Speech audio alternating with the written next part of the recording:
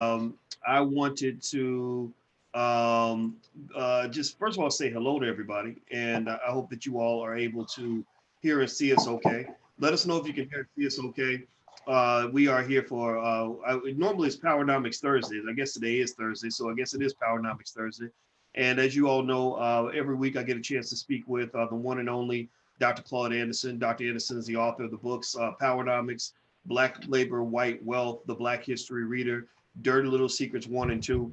His website is powernomics.com. That's powernomics.com. So everybody who's coming in, please hit the thumbs up button and give a digital welcome to the one and only Dr. Claude Anderson. How you doing today, Dr. Anderson? Oh, I'm hanging in there, and as I say, for a poor black man, and is outrunning the Ku Klux Klan. But well, you the man with the plan. The man with the plan outrunning the Klan. That's what I'm talking about. All right. All right. Well, everybody, as you come in, I want to say hello to everybody on Instagram. Also, Instagram is the Real Boyce Watkins. So follow us on Instagram. And don't forget Dr. Claude Anderson's website where his books can be found is powernomics.com. That's powernomics.com. So, Dr. Anderson, I'm going to jump right into it. So, recently, the internet's really been chatting a lot about this whole thing with this virus and its extraordinary impact on Black people and issues in terms of health disparities, health challenges for Black folks, some of the things that our people are going through. Can you speak to this? Because you know the history of this very, very well. What are you seeing when you hear people talk about Black folks dying from the virus more than everybody else and all the other things that are going on? Well, I see it with mixed emotion, Dr. Watkins. First of all, on one side, I see it as being a self-congratulation, the fact that I predicted all these things for the last 50 or 60 years that they were coming to Black folk. And I tried to, and so I have some satisfaction on hitting the nails on the head all the time, I guess either by nature or by God's blessings and gifts and vision that I tried to share with Black folk. So therefore, I'm proud to say that I've talked about that, about the virus coming for the longest. As a matter of fact, pull up 1 second. I put out 2 newsletters on that, on the Harvest Institute. You probably won't be able to see it on this thing for the winter of 2006. And see the headlines up there at the top, right across there. I know that you can't read that, but I'll put, can you see that? What does that say at the top? I see medical alert. Okay, and what it's talking about is a whole big article, whole big. This thing is about a 19-page newsletter saying basically that medical diseases going to come to Black folk and come to the city. That I've always told Black folk that when they hit this country, that white folk are going to catch it. They're going to get pneumonia. I mean, catch a cold, but Black folk are going to get pneumonia out of it. Whatever impacts the broader society is going to be 5 times or 6 times greater when it comes down the line, because everything is vertically ordered, and Black folk are on the bottom of the barrel. So when white folks get this virus, and in terms of contracting it, Black folk are going to contract it. More Blacks, 6 Blacks going to contract and die from the virus versus every one for whites to get it and die. It's going to visit the Black community, but Black folk are totally ill prepared to deal with it, and that's why all my books talked about that. They don't have any of the things they need to be able to deal with. First of all, they don't have communities, and without communities, they only have is vacant, porous neighborhoods where anything can come in and out. They have no food supply services in there. They have no no medical supplies in there. They have no drug stores. They have no grocery stores, supermarkets. They have no means to be able to survive sufficiently in those neighborhoods, and therefore they're going to die from it. And what whites are going to try to do in reverse is always flip things in reverse and start putting out misinformation, saying, well, Black folk are immune to the virus, so they're not going to be impacted at all. They'll put that out. But Black folk are going to be more serious damage than everybody because they're all congested. 70%, Dr. Watkins, 70% of all the Black people in America, you got 46 million. So you figure out of 46 million, what 70% would come to, and they all live in and around 10 large metropolitan cities. That's where the disease is going to hit, starting with New York and go all across the country. You're going to see them hit New York, then they hit New Orleans, where this, again, a predominantly Black area, then they hit Philadelphia, Pittsburgh, St. Louis. They're going to tear these places up. And that's where Blacks are congregated. And Blacks are going to get wiped out because they're ill prepared, And again, they focus all their time on talking about civil rights and enjoying the fruits of a social illusion that somehow they are progressing with civil rights. And minister and black ministers always talking about how far we've come, how black folk have progressed. And I'm telling you that black folk have not progressed one iota since 1860 on the eve of the Civil War. As a matter of fact, they're going backwards. They're more ill prepared today than they were ever in history. And that's, as a matter of fact, back in 1920s, I had and per 100,000 blacks, I had 20 times more black businesses in 1920 you got today. And those black businesses could provide some service to black folk in terms of food. Where are black folk gonna get food from? Where are they gonna get water from? And we'll talk about that too, because what has happened is that the four horses of the apocalypse has come into this country. And I'm sure you're aware of the four horses of the apocalypse from Revelation. That's in John 6-1. That's what's going to visit this country. You got all these white historians debating whether the apocalypse is ever going to come to the earth or whether it's going to come to America. It has been here already. It's been here always back to the 1950s, and we can talk about that if you want to later on. Black folk are going to be wiped out unless they start practicing group economics and group politics, even though it might be a little too late now to do it. Everybody who's watching, I'm speaking with Dr. Claude Anderson. Dr. Anderson is the author of the books Powernomics, Black Labor, White Wealth, The Black History Reader, and Dirty Little Secrets 1 and 2. He's the revealer of a lot of those dirty little secrets that are used against you. And that's one of the reasons why he is, in my opinion, the leading scholar and thinker in this country. And so do me a favor, hit the thumbs up button, hit the share button, hit the subscribe button if you haven't done it yet. Also, Dr. Anderson's books are all at powernomics.com. So make sure you go to powernomics.com and do your kids a favor and introduce them to Powernomics principles at an early age. So Dr. Anderson, so it sounds to me like what you're saying is this. It sounds like you're saying that a lot of the reason that we are becoming more infected than other people is because we're crammed into these urban areas, and the New Yorks and the New Orleans type places and stuff like that, and also that our communities are very porous. Anybody can come in with any kind of disease that they want to wipe us out with, any kind of unhealthy food. Anything. They can drop anything. They can drop the garbage in those neighborhoods at night. They're so porous. There are no restrictions on black people coming into the black communities. They're not guarded like Beverly Hills or Chinatown or a little Cuba, a little Havana, Mexican town, a Jewish town. There's no surveillance going on to stop people coming in and out of the black community. People come into black, all of them are transits. They can come into black community and black neighborhood rather today and be out tomorrow. You never know who they are. Black folk, and the worst part, you hit it on the head, you got it. Excuse me, Dr. Watkins, but not only are they crammed together and aggregated together in a pot, but the worst part about it, they don't have the resources in there. That's where the civil rights movement went astray, went wrong, and never corrected the primary purpose of slavery, was to maldistribute all the resources that would be necessary for survival and competition away from black folk. The civil rights movement started after slavery ended. They did not correct, they even focused on it. Started talking about, well, we should all be together. We should be aggregating, not social distancing, we should be aggregated. And the only time in the history of this nation where black folk progressed economically, Dr. Watkins, was doing Jim Crow segregation, because white folk made black folk do what they should have been doing naturally. And black folk were forced doing segregation to have some of their own business, to be independent, to be self-sufficient. They had some of the things they needed. Nowadays with integration, they don't have a damn thing. There's nothing in a black neighborhood. And every black in Chicago where you live in, or any other city, if they want some groceries, they got to get up right now and drive to a white neighborhood, a white community, and try to get it.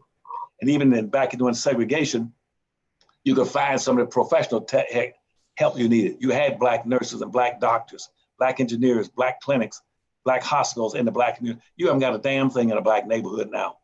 So how are you going to compete? You're aggregated together with nothing. Now, I mean, you got to be suicidal, put yourself in that condition. But it was put together by people who were blind and couldn't see far enough down the road. They were working on a dream rather than a vision. You see, right now they all talk about, we got this dream about one day, the Martin Luther King dream. One day we're all going to walk across the red hills of Georgia with a little black boy holding a little white girl's hand. To me, that was not a dream. That was a nightmare. And blacks went for it like a pig to slop, bought into it. And so they've been enjoying the fruits of a social illusion ever since the 1950s. That's why they got nothing. They went backwards. They got less today than they had in 1950s and 1960s. And anybody, any black person in America who's over about 50 or 60 tell you that you had more doing segregation than you got now doing so-called integration. Integration is a neutralizing, a diminishing concept and process. But black folk have not awakened to it. And now the four horses of the apocalypse is on their backs. And they got major problems and they're gonna die. And for every white that catches, contracts the virus, 6 blacks will get it. For every white person that dies, 6 blacks are gonna die. And black folk right now don't even have that many in funeral homes anymore. They have funeral problems and processing bodies, because right now, whites are beginning to initiate processes in the late 1990s where some Canadians and they got together and wanted to buy out most of the black funeral homes in America. Most of the black funeral homes in America don't even owned by blacks anymore, because they found out that black folk spent more money on funerals than whites did. And so they started taking over black funeral homes. They now own mostly by whites. They had black churches participating in it because they were getting paid $100, $150 by every time a black member of that church died. They called a white funeral home. It is bad. It is bad, Dr. Watkins. And I mean that. I could go on and on, but I'm going to stop right here before we go to another point. I think that's perfect. I think it's a good transition. Everybody who just came in, do me a favor right now. First of all, let's do our B1 pledge. I want everybody that comes into this platform that's new. We've had probably 50,000 of you sign up in the last month. So I want to make sure you know what it is before you even walk through the door. In this space, we put black people first. This is a platform for intelligent black people. We put B1 in the chat. Use the hashtag B1 to let me know that you're on board with understanding that we are not white supremacists in this space. White supremacy does not live here. We put our people first. And if that offends you, then you should probably leave. So type B1 in the chat if you understand what I'm saying, if you agree with that, if that is how you think, then that way we can continue to move forward. Hit the thumbs up button, also share and subscribe. So Dr. Anderson, let's jump into this. Before we jump in on, you said something that I thought was real intriguing. You talked about the 4 horses of the apocalypse. And what I'm gonna do is I'm gonna lay them out. I took notes just in case y'all know this. Dr. Anderson is what they call my OG. And when my OG is talking, I take notes. So I start writing stuff down. And I wrote down your 4 horses of the apocalypse, and I'm gonna mute myself and allow you to explain them. You mentioned the 4 horses are immigration, integration, technology, and globalization. That these were the 4 things that would destroy black people: immigration, integration, technology, and globalization. Can you break that down for us, please? Okay, thank you. I would try to do that. Now, in Revelations, for centuries now, people debated what was Revelations talking about when they talked about the 4 horses of the apocalypse. That was written by John. You look at John 6.1, and it's very highly symbolic. And they would look for something much more symbolic than what I've reduced it down to as a forensic historian. And the first horse was a, excuse me, was a white horse. And the white horse really is supposed to be symbolizing some kind of a spiritualness of somebody being Christ-like, coming to the earth and wearing a crown and promoting humanity and forgiveness and caring and all this kind of stuff, and being very compassionate. That's what it was talking about. That was supposed to be the white horse in Revelation in the Bible. The next horse, the second horse, would have been a red horse. A red horse would have been when the society meant pushing back, when people push back and say, in preface of that, we're going to push back, and we're going to bring about violence and death on those who try to carry out and support and identify with the white horse. The next horse was going to be a black horse in the Revelations. The black horse was talking about individuals who are going to be able to, for the first time, to be able to get something and fight to be independent and have some self-sufficiency and responsibilities for their own welfare. And the pale horse, the last horse called a pale horse. The pale horse, the 4 apocalypse was talking about pestilence and diseases and germs and bacteria coming to the earth that's going to destroy most of mankind and wipe their butts out. So those are the 4 horses of the apocalypse as symbolically identified in Revelations in John 6. Now, what I try to do to try to simplify it for my people, since I've been devoted my entire life to trying to analyze these things and bring them to fruition and understanding to Black folk. Now, here's what it meant now. What were the four horses of apocalypse for Black folk? Well, the four horses for Black folk were introduced in my estimation, like about late 1950s. That's when the four horses hit the earth. And these white historians and biblical students, Steve, talking about, well, is it going to come? When will it come? I tell them it has come and gone. It is gone, it's past. It came in the 1950s. And how did it come? It arrived first in the 1950s. And when people like Martin Luther King was first came on the scene at that particular time, excuse me, and that time he indicated a willingness to try to address some of the issues in the society where he thought that Black folk were suffering.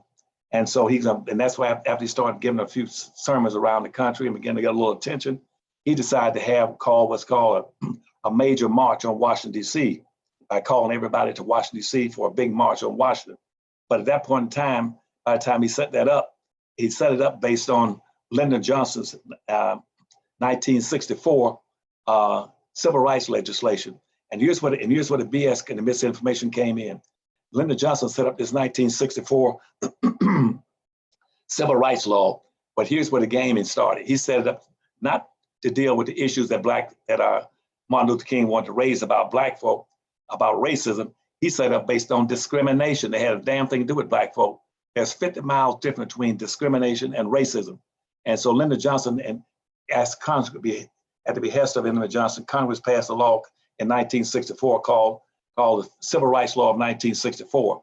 At that point in time, they shifted the whole focus from racism that was affecting Black folk, that had Black folk enslaved and Jim Crow segregated for 360 years. They switched it. And he set up a 1964 thing based on discrimination, not against Black folk, which is immaterial because it was racism. Black folk don't suffer from discrimination, they suffer from racism. And so that law went into effect in 1964. And that set a platform. That set a platform for the four horses to come visit Black folk. So the very next year they started with, they went into, again, they assembled all these different Blacks to come to, in response to Martin Luther King's march in 1963. And say Martin Luther King called for what? He called for, we're gonna have a march on Washington. And we're going to Washington, we're gonna all come together. But now the apocalypse had been visited upon him, the first horse. He came in and what the Kennedy administration says, you can call all those Blacks to Washington, D.C. if you want to. You can call them all to Washington, you can call it a million, you can call every Black in America. You got 40-something million of you. When you come to Washington, D.C., here's the rule. Here's the gaming. You cannot have these people coming here talking about Black issues because of the code and the gag order of 1836, which said you cannot, in a legislative manner, as a nation, address issues affecting Black folk. And so what the Kennedy administration says is, come on to Washington with your march, Martin Luther King, if you want to. But remember this, you cannot bring them in here and talk about Black issues and Black people. And so he said, I'll let you come in here, but the first thing, but you can't come on here only for one day. You got to get out of town before the sun goes down, because Washington, D.C. is a sundown town. You got to get out of town so they can spend one day in Washington, D.C. talking about issues, but you can't talk about Black issues. So we got to neutralize this thing. And the scheme goes all the way back to the Constitution in 1789, which says, keep the focus off of Black folk and dilute it and water down, use very broad, ambiguous terms. So what the Kennedy administration told Martin Luther King was that, come to town if you want to, but we're going to make sure that it's diluted and watered down. And so they invited all the college campuses for white kids to come and join the Martin Luther King event in the March on Washington. Most people don't know that. That was structured, organized to impede and water down and dilute Black folk having a major presence in Washington, D.C., even though Washington, D.C. was known at that time as Chocolate City, because it had always been Chocolate City, a Black city, 78 to almost 80% Black. And so they invited all these college kids to come to Washington, D.C. Also, they said, what else can we do to water this thing down? This is a rule put out in Washington, D.C. before I got to the White House. They said, well, invite unions. So they hit all the major unions in the United States and told them to come to Washington, D.C. and join the Martin Luther King March. And so the unions came in and participated and supported it. and put money into it and help Martin Luther King pull the crowd together. So now you got Martin Luther King trying to address an issue that it should have been focused strictly on blacks. They've been watered down. Now we got white college kids, and now they got unions in America coming in. Then the third thing they did, they contacted all these women organizations and told them to participate and join and come in. And also some of the immigrant groups and said, y'all come in here and participate in this march. It's not a black march. We're gonna let you have a black march in Washington, D.C. So they watered the Martin Luther King march down where everybody, including the damn local dogs, were joining in on it. And so that was not anything about black folk. So when Martin Luther King came here, he was forced to not talk about black folk because of the gag rule, which says you cannot bring up black issues. He had to water it down and say, I got a dream, and not about black people, but about all people, all people. And so, and that's what he got into social integration about, and it said also, and once you start dreaming about black folk, take the emphasis off and put it on all people. So Martin Luther King then started addressing discrimination, not racism, but discrimination. Then he moved from that and said, well, how else can they water it down? Don't talk about black folk being poor, talk about poverty in general. Poverty in general. Let's talk about eradicating poverty, not helping black folk who never had anything. And so the issue was not taking off of poor blacks, was to put on poverty for everybody. Then they switched it off again and diluted it further by pushing him and putting him into going to fight for the garbage collectors up in Tennessee. And then also talked about the Vietnam War. That's how he got into the Vietnam War, watered that down and diluted to the fact he had to go talk about the Vietnam War.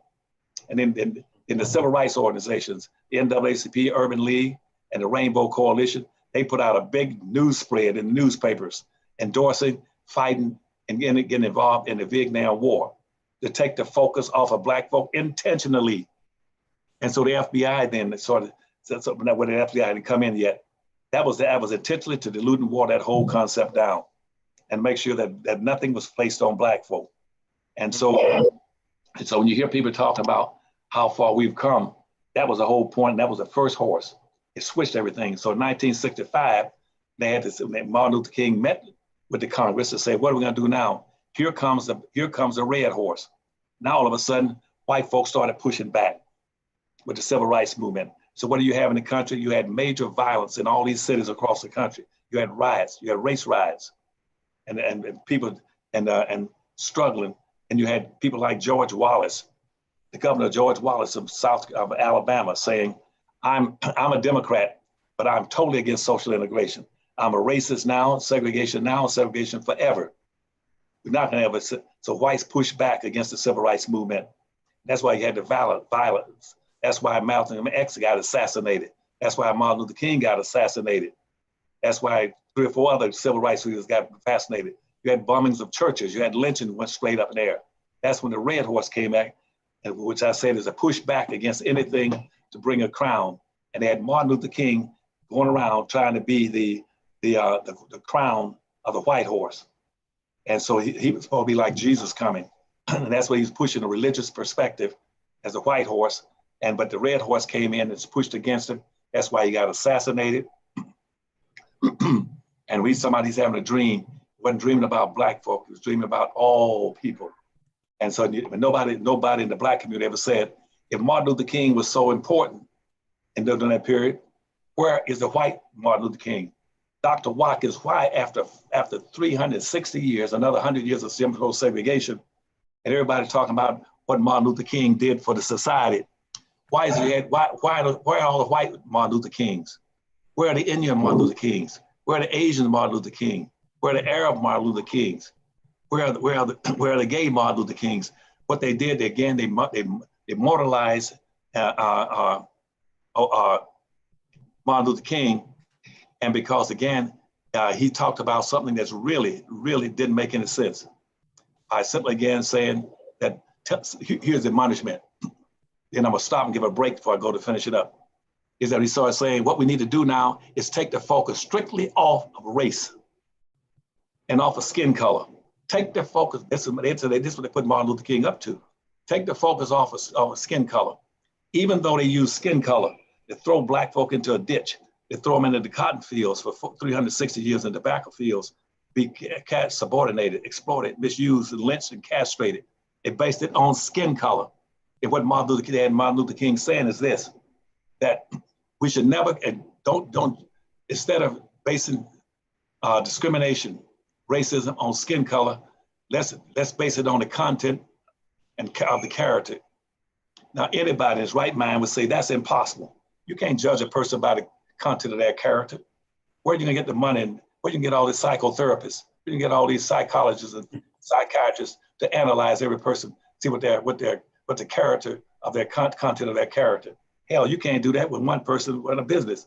They knew good and damn well you can't have 360-something million people in America, and they one of these damn white folks gonna throw them on a table on a cot and try to analyze the content of his character. Hell, that's a waste of time in playing games. So don't judge them based on the color of their skin, based on the content of their character. That's all bullshit. And they did it. And the society went for it. And every white person right now loves that saying. We ain't gonna base anything based on the content on skin color anymore. That's based on the content of their character. And so at that point in time, nothing has happened. They totally neutralized everything. They got to that red horse. And George Wallace pushed back, and so he got assassinated. He got shot right here in Laurel, Maryland. But the same thing, same time Martin Luther King all being. So I'll stop there before I get to the black horse and the white horse. I mean the pale horse. And we have to pick it up next week. And I'm gonna stop right there and give you a break. I might be talking too much, giving you too much information, and I don't want you to get lost and misled on this and raise whatever questions you want, because you got a lot of bright listeners across the country. This is extremely important that they understand that what's been going, that bullshit's been going on now ever since the 60s. And I started raising, I devoted 60 years of my life, even with governors and presidents, analyzing this stuff for them, explaining it, understanding it. And yet I got all these civil rights leaders don't know their butt from a hole in the ground, going around talking about how far we've come, we got social integration. This is all a game. I'm gonna stop right there, because the cardinal rule in the upcoming election is that I told black folk, never play in a game if you don't understand the rules, you don't know what you can win and what you should be doing to play and win the game. And so they started voting on this coming up between Trump and Biden. Neither one are gonna do a damn thing for black folk. And black folk don't know the game. They don't know how to demand anything. They don't know how to keep things focused strictly on black folk and quit trying to be amorphic and talk about all people, everybody, all citizens, poor people, minorities, handicapped, crippled, deaf, dumb, everybody. That's why they're gonna lose. And this upcoming race between Trump and Biden, I don't care who wins. I don't have a dog in that fight. But the only thing I feel sorry for is my people that don't understand these issues. And they're gonna let a few black folk come out as leaders in the Democratic Party, the Republican Party, and gonna use them again the way they use black folk all these years of voting. And because what Trump wants is, I need 20% of the black vote, and Biden said, well, I need all 38 to 40% in the Democratic Party to win. And so we're gonna fight over the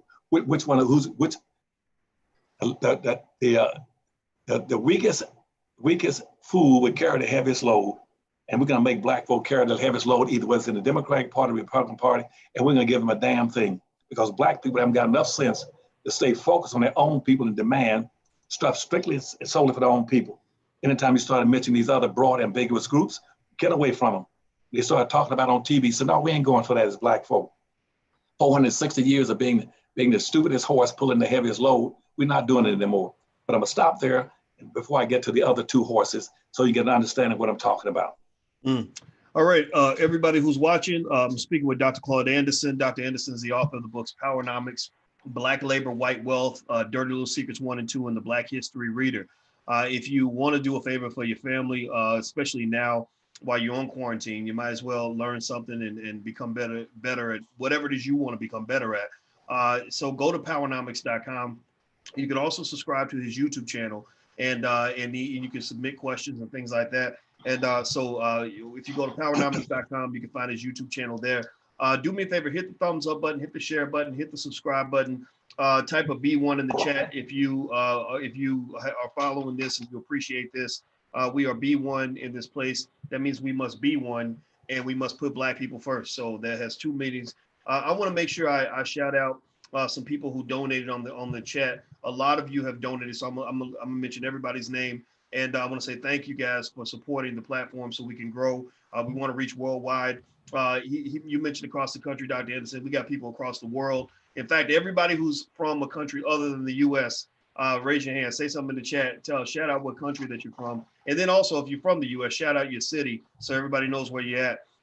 So Zena Tate, Men's Rhea, Kathy Dean, George Jackson, Eric Donaldson, Mark H., Michael Ferguson, Errol Taylor, Nasir Deles Jr., or is it Dale S. Jr., sorry, Tracy Jackson. I want to say thank you very much for supporting the platform. Anybody who wants to support long-term to help us really grow, go to intelligentblackpeople.com. We'd love to have you as a patron to help the channel grow. That's intelligentblackpeople.com. I see Sweden in here. Okay, very nice. Wow, all the way from Sweden. That's very cool. And Mozambique, and so Brooklyn, and we got Orlando, all kinds of cities all across the place. So Dr. Anderson, let me go and ask you this question. Now I'm gonna mention, I want you guys to know this. I took a survey because I was curious to know what our people were thinking about the conversation about these vaccines.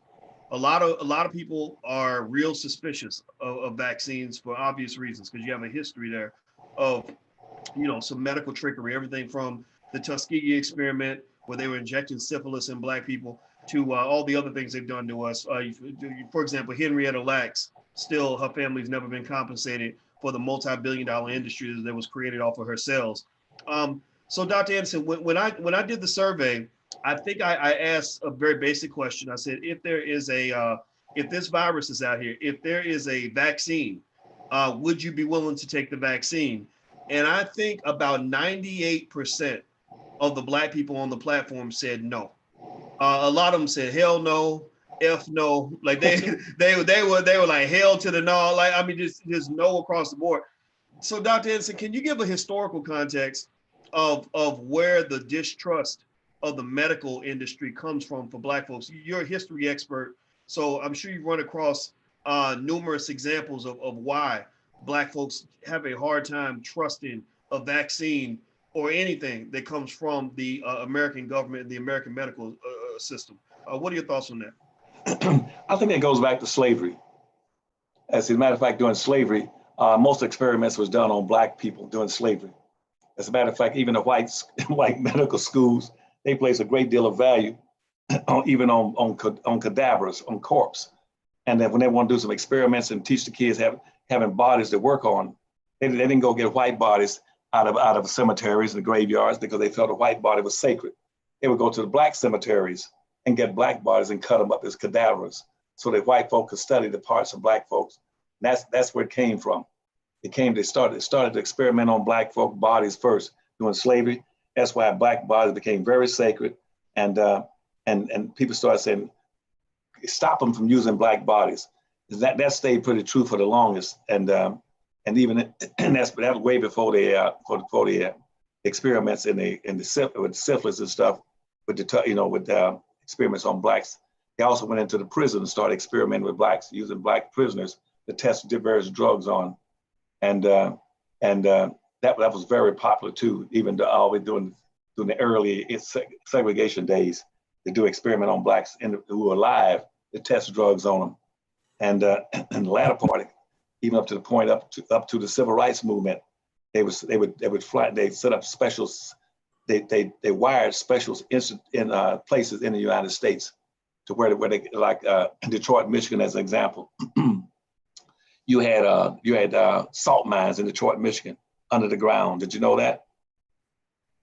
You said salt mines? Salt mines. That's not the salt they sprinkle on the street to melt the snow. And so they went in there and rebuilt those things under the ground in Detroit, Michigan, to be places to store Black folk. And you ever heard of the King Alfred Plan? No. You're not. The King Alfred Plan is the same thing. So they could catch Black folk. When Black folks started pushing back, we got to the point about the Black Horseman. We didn't get to the Black Horseman yet. The Black Horseman, Blacks started pushing back with things like the Black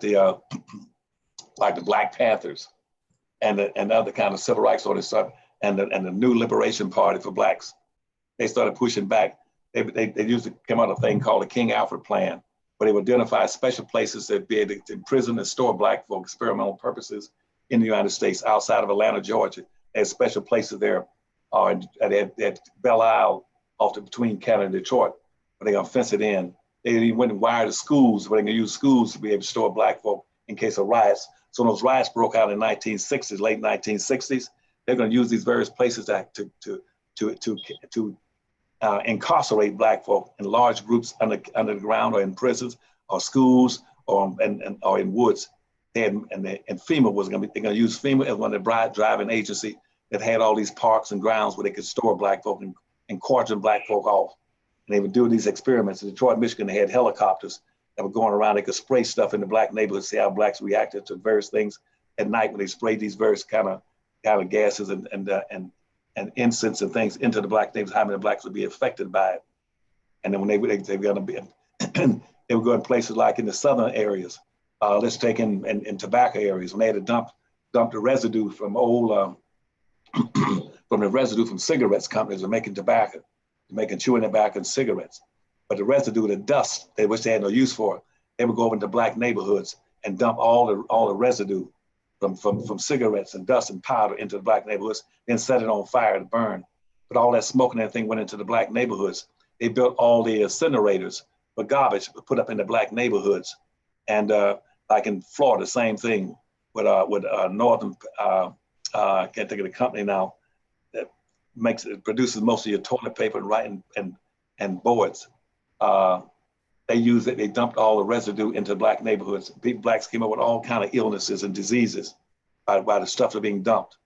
All the military stuff that was coming back from World War II, like the life rafts and life vests, the rubber, they're called neoprene rubber. They would grind all that stuff up. They had to dump that place for it to deteriorate.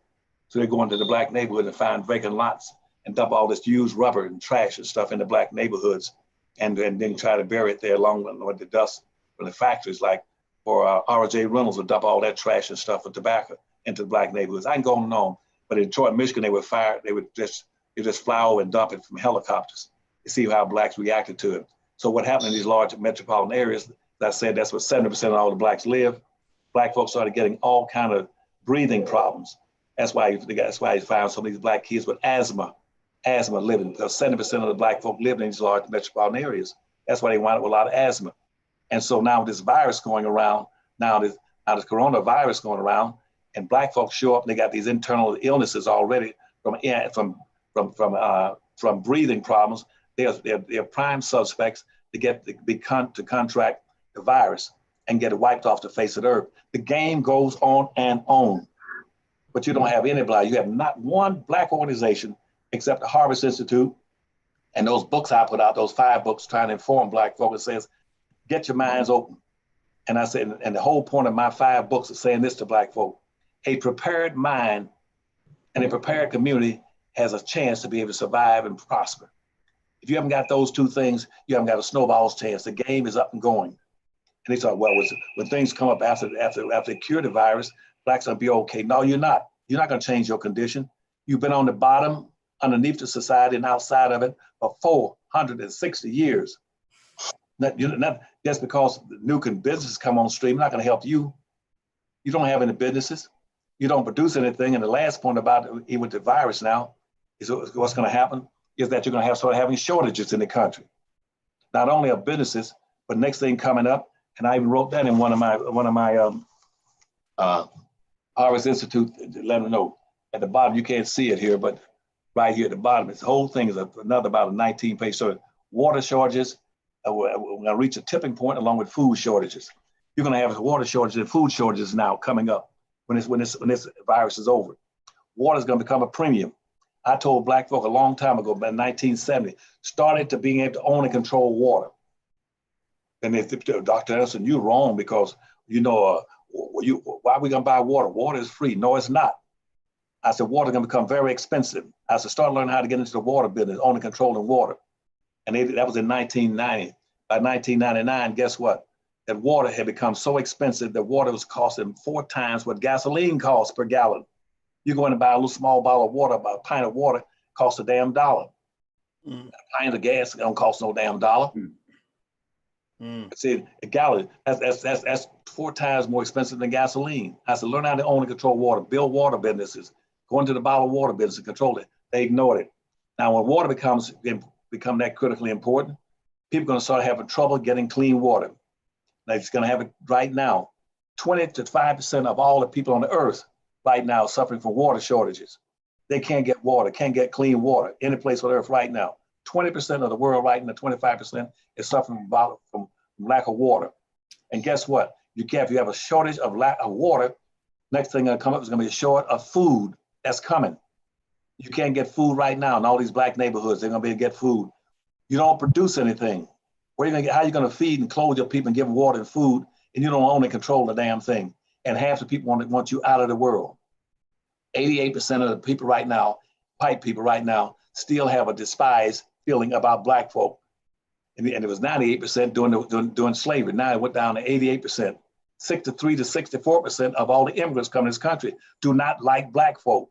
Nobody is coming to America to get along with black folk. You have no friends any place on this earth. Everybody wants to use you and exploit you.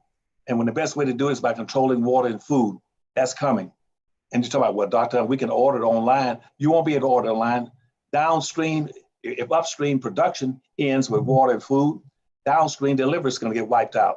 Everybody right now in Chicago sitting on the phone in the home, get on the phone, calling, saying, telling Amazon, send me this, send me this, send me that. The delivery service is going to fold up.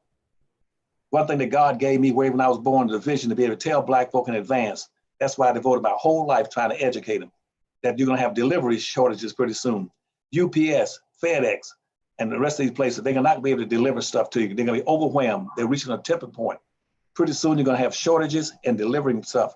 Why? Because everybody's sitting on the telephone at home calling, saying, bring me some groceries, bring me some clothes, bring me this, bring me some nails and tools, bring me something to fix my toilet.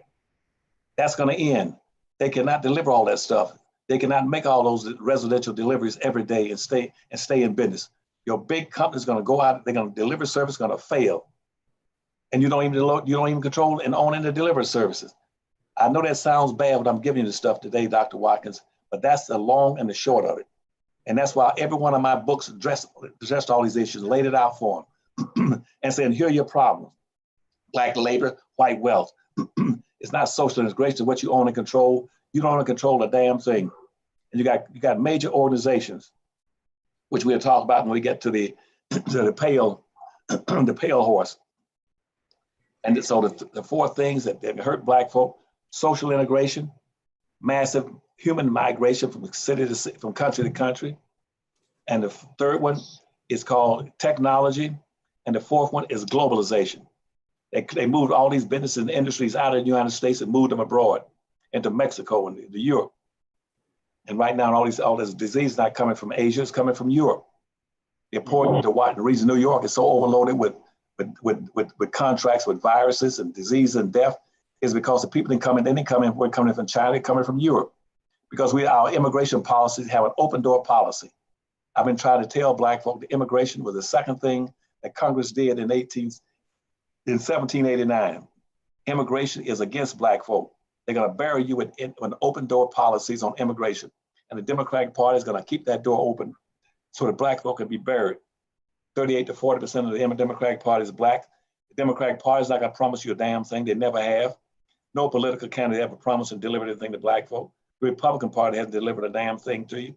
Yet all these blacks are so happy to run out and say, I'm going to vote for Biden. I'm going to vote for Trump. And neither one of them is going to promise you a damn thing. Please, please, don't let my life be in vain. I put 60 years in trying to help black folk.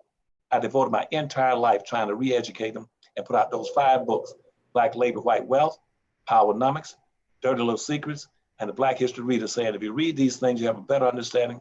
They have a prepared mind and a prepared community. You cannot survive without a community or a broad sense of community. And so I'm gonna stop there because our time is running short. Wow. Well, I'll say this, Dr. Anderson. Everything you heard was loud and clear. Everybody type a yes in the chat to let Dr. Anderson know that you heard him. You heard it loud and clear, and also you appreciate him giving you this perspective that is different from anything you're hearing anywhere else. I'll tell you what, I personally, when I read Black Labor, White Wealth, that was the first of your books that I ever read. I know that book changed my life, and I had already met you in 2006 in Louisville, actually, my home city, Louisville, Kentucky, at a family conference. And I remember, and you were the first person that actually told me that I thought that at that time that it was bad to be seen as radical. If you're a black scholar, that radical was a derogatory term. And he said, no, you want to be radical. It's required. You must be radical if you want to make a difference. And that stuck with me. And so I'll tell you what, I'm very happy that you're here. And everybody else, I see a lot of the yeses. I see Monique and Daisy and Judy and Travanta, Titi and Zena. Everybody appreciates you. And also, I hope you all, if you feel compelled to do so, I hope you will take a stop by powernomics.com and at least take a look and see what Dr. Anderson has in place. This is our educational system. The regular educational system ain't got nothing for you. You know this. I don't have to explain this to you. You have your own reasons for having issues with the public schools. You have your own reasons to have issues with the current economic system that you're tied into. Well, this quarantine is not just a disease quarantine. I think it is a social psychological quarantine. It's quarantine from white supremacy.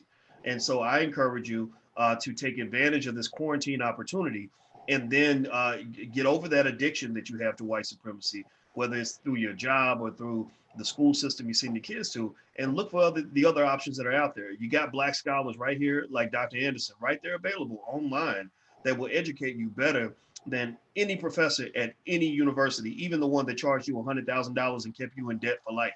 This man is out here, he's teaching, he's got great information. His books are extraordinary, and I hope you guys will go take a look. The URL is powernomics.com. That's powernomics.com. And of course, I told all of you all that I really want everybody investing.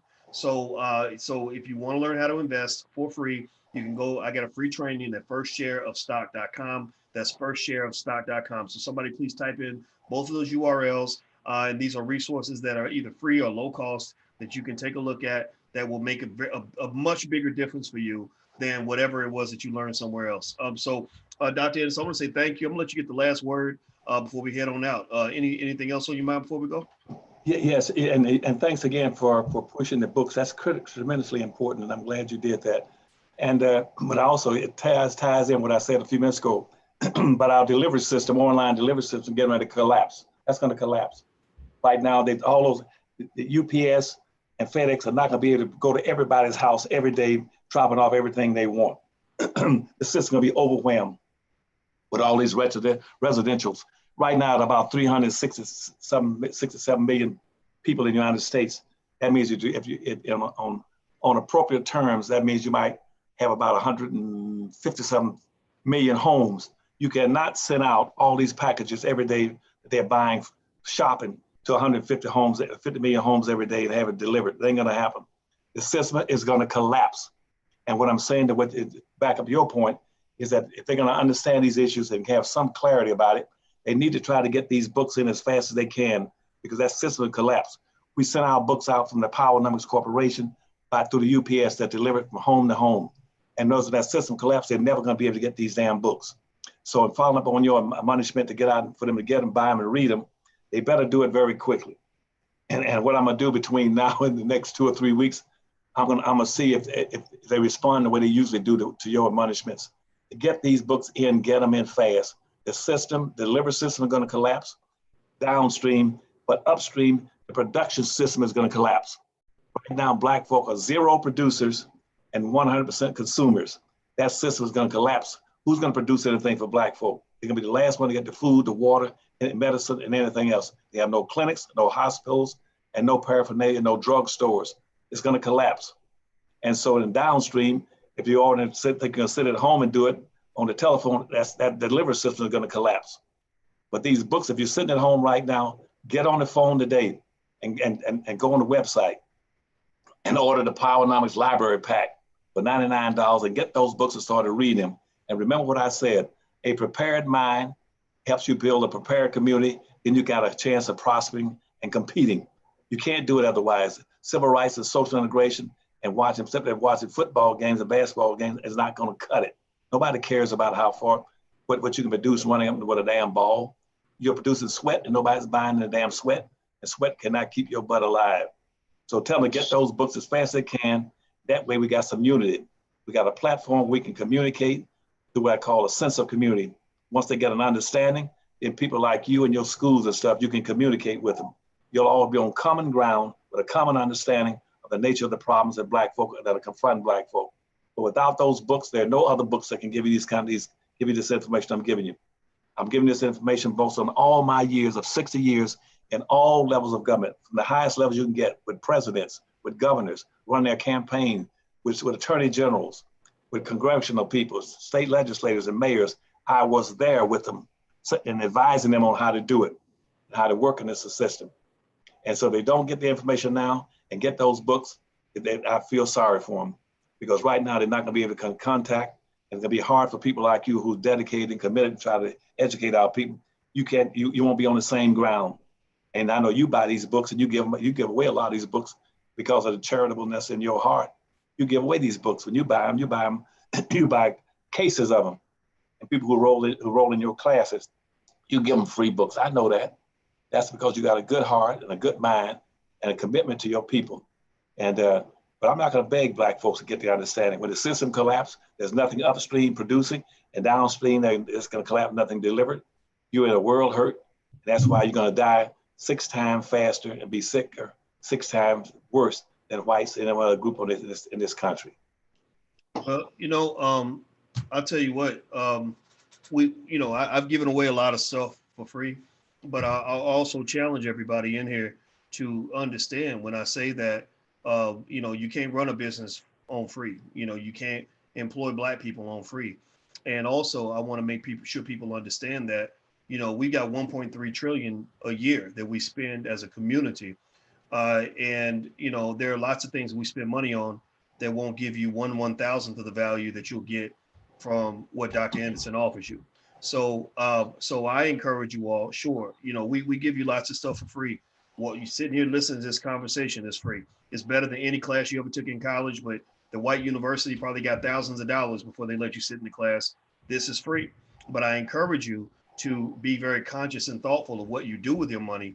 And so when I come to you and I say, hey, look, yeah, it could be free. This could be free, but I hope you'll consider paying for that. It's not because somebody's saying, oh, let's just get everybody's money. It's because that's how you build an organization. That's how you build a company. That's how you build a movement. That's how you employ people. That's how you make things happen. Because right now we're employing lots of people. Black people are one of the biggest employers in America. The only problem is you are employing people who don't look like you. When you go spend money at McDonald's, you're employing McDonald's employees. When you go spend money at Applebee's, you're employing people for them, right? So what we're saying is, and I do this in my own life. I practice what I preach on this. When I have a Black business owner, I meet Black business owners everywhere all the time. When I go around the country, they always offer me their stuff for free. Usually, if I have money in my wallet, I'll pull money out and I will buy it anyway, because I know you can't run that business for free. Nothing is free. And I have to repeat that because I think that when Dr. Anderson, when you were talking about all the other influences that come into the community, when you talk about the civil rights movement, you have the socialist and communist organizations, I think, that sort of wanted to lump Blackness in with all the other stuff they had going on, like whether it was feminism, labor rights, or whatever, which are fine issues, but that was not Black stuff. That was not our stuff. I find that another thing that's happened is that we've been trained to see ourselves as a charity case. So what Black folks will do, and I want to point this out, I want you all to just process this for a minute, hear me out on this, is Black folks will expect to pay money for a product being sold by a white man, but will expect a free service from a Black man.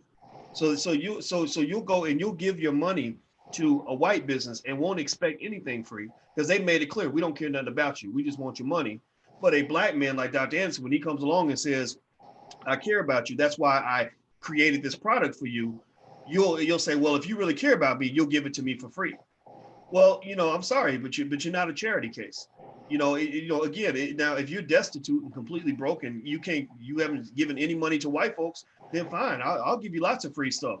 But a lot of y'all, 99% of y'all, will spend money in the white economy. So I'm just saying to everybody in here that gets what I'm saying, spend some damn money in the Black economy too. Show at least a fraction of the same love to Black business owners as you show to white business owners. Because right now we got it real backwards and real twisted. Okay, so that's the point I wanted to make.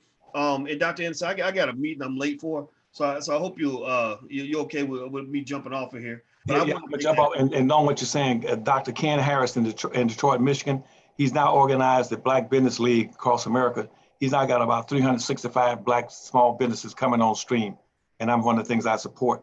So we're gonna have some Black businesses that we can survive with a prepared mind and prepared communities. Build these communities, and support people like Dr. Ken Harris from Detroit, Michigan, and the Black Business League that's developing across America. We're gonna have our own products to sell in those businesses. All right. All right. Excellent. Excellent. Well, Take thank you care, guys buddy. very much for your time. Run to your meeting. Yes, sir. Thank you. It's great to see you, Dr. Anderson. I'll see you next week, hopefully. I hope you Thank you, buddy. make You it out to take South care Florida. now. All All right. right. Take care of yourself. All right, everybody. Have a good day. Love you, and we'll see you soon. Bye-bye.